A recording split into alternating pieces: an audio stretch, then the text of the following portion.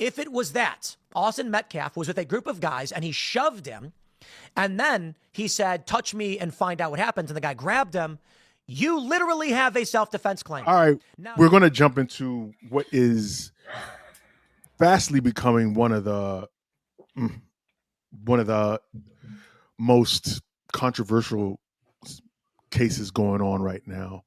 Recently in Frisco, Texas, there was a stabbing of a young man by the name. Accused of stabbing another student athlete at a track meet told officers as he was being taken into custody that he did it in self-defense. Austin Metcalf was killed this week at that Frisco track meet. New documents detail what happened before and after 17-year-old Karmelo Anthony allegedly pulled a knife from his backpack and stabbed him. And in that 7-page arrest warrant affidavit, several witnesses, including Metcalf's twin brother, describe how that deadly encounter went down. The suspect then reportedly admitted to a Frisco police officer who detained him that he had stabbed Metcalf. The pain is still raw for the Metcalf family after 17-year-old Austin Metcalf was killed on Wednesday morning at a UIL District 11-5A track meet in Frisco. Here's what happened according to witnesses and the police report. Metcalf got into an argument with the suspect, 17-year-old Karmelo Anthony, over a seating dispute in the bleachers. Metcalf told Anthony he needed to move from under the team's tent. Anthony opened his bag and reached inside and said to Metcalf, "Touch me and see what happens." Metcalf reportedly grabbed Anthony and told him to move. That's when Anthony pulled out a black knife and stabbed Metcalf in the chest once before running away. When Anthony was taken into custody by a Frisco police officer, Anthony reportedly confessed to the crime, saying, "He put his hands on me. I told him not to," adding that, "I was protecting myself," and then asked the police officer, "Is he going to be okay?" Metcalf died in his brother's arms. What is already a tragic issue has turned into a race war. Honestly, because there's a lot of these white supremacist, racist grifters that are online and these talking heads that have turned it into that. It's become such an issue at this point that the father of the killed child went on Fox News and said, "I do not want to make this a racial thing." Right off the start, because I've already heard some rumors and some gossip. This was not a race thing, and this is not a political thing. Please do not comment if you do not know what happened. Do not turn this into a racial thing. It was not. Do not politicize this. It's not. This is a human being thing. This person made a bad choice, and it affected both his family and my family forever. It was a dispute between two young men that went horribly wrong. My family is suffering, and this young man's family is suffering as well. And people turned on the father and called him a race traitor, called him all sorts of names, everything under the sun, my guy. It's gotten to the point that even these conservatives folks, they're eating their own. Folks that are typically black folks that are typically not on the diasporic side of the movement have been like, this kid Karmelo deserves justice too. You can't just throw away the key. It's a terrible situation, but we can't allow, we're always beating the drum, blowing the horn about standing your ground. And here's a young man that was confronted by two young white men and told them not to leave him alone, and they persisted, and this happened. I understand, and I think all of us do understand why this has turned into such a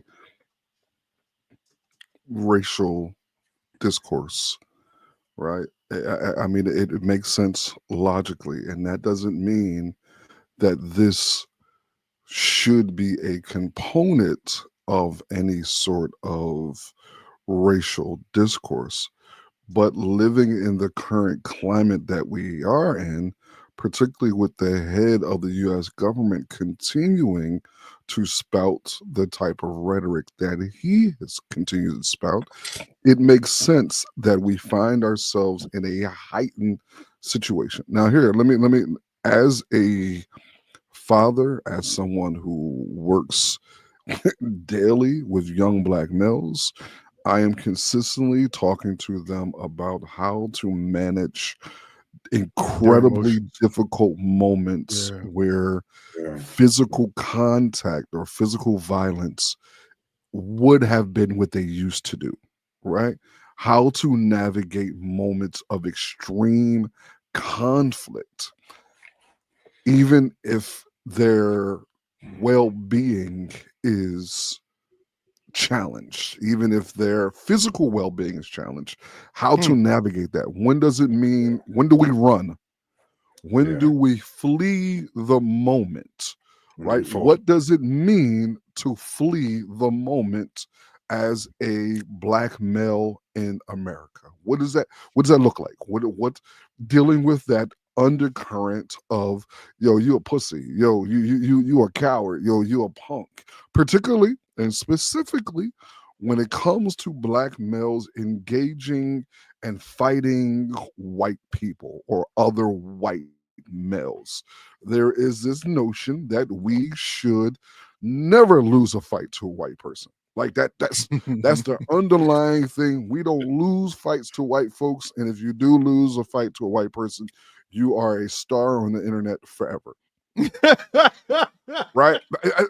That's the thing. We don't do that. So that's that also component. Then it's the 17-year-old maturity component that we have here, right? The inability of being able to navigate those moments. I think it is an absolute tragedy. I have absolutely done my best to stay away from offering any commentary on this, because I think any commentary that is typically added to this subject is going to be misconstrued and taken in such a way that is going to be unfairly weaponized to either harm the young man who lost his life or the young brother who is ultimately responsible, allegedly, for taking the other person's life. It's so many people who have weaponized this, so many pundits and idiots, whether you are conservative or liberal. Even some leftists have tried to use this as an opportunity to galvanize or to manipulate, and that is more tragic. I'm sorry, no, I'll take that back. I don't want to be insensitive. That is also tragic in nature, that we are not able to have this conversation and say, man, another person killed another person, tragedy, right? Another person killed another person. That in and of itself is a tragedy. Can we start at that place and then build up and begin talk about the other pieces of the puzzle? Why would a 17-year-old? Why would a save? Can we be empathetic to the perpetrator and the untimely victim? You can do both. You can. I mean, there's conversations to be had on both sides. Like those two young men felt entitled to be, visibly aggressive to this young man. Machismo took hold of it. The young man at the same time felt the need or the comfortability of carrying it with him. Yeah. Now, either he felt the need or he had the comfort. We don't know which. But those are all conversations to be had. Just like these two young men, the aggressiveness these two young men felt they had the right to do in public. For the overstanding under a tent. It's all a bunch of maturity and behavior conversations and manhood conversations that need to be had. Yeah. But we'll never know what the reason was. We'll never have a full understanding of what this young man was feeling in that moment to cause him to go that way. We'll never have a full understanding of it, and that's the difficult part of all this, and the most difficult. The speculating of what is taking place. And I think that's where we'll never do. Got to be wise. We'll never do the forensic thinking necessary. We got to be careful. We got to be real careful to address those things. We always, gloss over the hard thinking. I think that the biggest thing for me, anyway, at least the takeaway that I've had, is as I'm watching these conversations happen online, as I'm watching these conversations happen in these pockets of social media, is that our country ultimately seems as though, and I mean, I'm trying to be, in Crush's words, I'm trying to be more optimistic, but I'm just not there yet. I'm gonna keep it a buck with you. That we have situational empathy. Oh, agree. We have situational empathy and subjective humanity.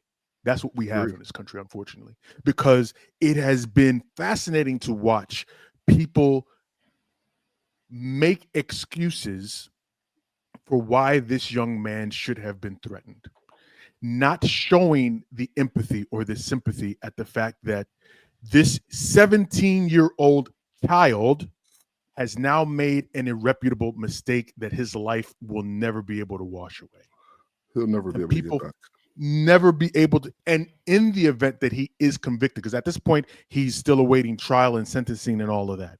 Yeah. In the event that he is convicted, he would have been sentenced as a 17 years old, as a child mm-hmm.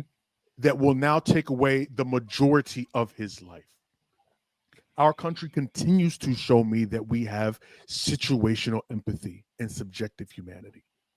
There, like I said before, there's a Black conservative person on YouTube. His name is Anthony Bryan Logan, right? And he's very much in that whole, usually touting those conservative talking points, usually touting that what some might perceive as anti-Black rhetoric. Mm-hmm. He was one of the first, and at least if I'm seeing it, probably the only Black conservative voice that has actually spoken up for this young man, and that community has come for his neck. We always knew that you were just a black face. You're a traitor to the community. You're a traitor. You're all these, like, they've been ripping him apart. Another notable one, and he's already what's the word? Very controversial. Poole? His name is Tim Pool. Oh, I remember him. Tim Pool, a white guy, right? Yeah. He's also in that conservative space. He makes a lot of money from being in this conservative space. And he was one of the first people that came out also and was like, hey, yo, let's pump our brakes for a second and take a look at the situation, because to me, and this is according to Tim saying this out of his mouth, to me, it appears as though this was self-defense. And it was raining. It was downpour. Likely clouds were over the field and rain was coming. This would explain why Karmelo Anthony went to the tent to sit down. According to the witnesses, he went there while the Memorial High School students were already there. Karmelo went and sat down, and these guys said, you can't be here. There was an altercation, which resulted in either a shoving, a touching, or a grabbing. These things matter. If Austin Metcalf simply put his hand on his shoulder and says, bro, you got to go, and then got stabbed, murder. Probably second degree. If it was that, Austin Metcalf was with a group of guys and he shoved him, and then he said, touch me and find out what happens, and the guy grabbed him, you literally have a self-defense claim. It is not my responsibility nor your responsibility to determine the extent of force a person is willing to use when they make contact with you. Okay? That is some blue state garbage. If I am standing my ground in a stand your ground state and someone touches me, I believe you are the person who was assaulted. They grabbed you with force, with intent. I do not believe it is responsibility of that person to then determine whether or not they are facing serious bodily harm or death. Do not grab and attack people. And if this is self-defense, I can't blame this kid for feeling that he was trapped and needing to defend himself. Mind you, Tim Pool's a white man in a conservative space. Folks have come for his neck. He's lost money because of this shit. And like I said, I think the bottom line for me, once again, is just watching situations like this and seeing that we never, or are being told we should never, have empathy, sympathy for Black people in these spaces. Children specifically, that they're never allowed to make mistakes, regardless of how egregious they are, to recognize them as mistakes, right? And to feel some level of particularly Black children, man. Yeah. Specifically Black children. But on the flip side, we have people like the Dylan Ruths of the world who went into a church and killed all of these Black parishioners. The judge infamously said we should show empathy to him and to his family. This is the stuff that we're seeing. Like I said, it just makes me, it gets me enraged, because we're never fully allowed to be human or to have these experiences. And for us as a community to show our emotion to these people, that besides the fact that they look like us, that they are children, ultimately they are human beings. Yeah. But this country has taught them to put whiteness before humanity, or to only see whiteness as humanity. That part. Yeah, truth.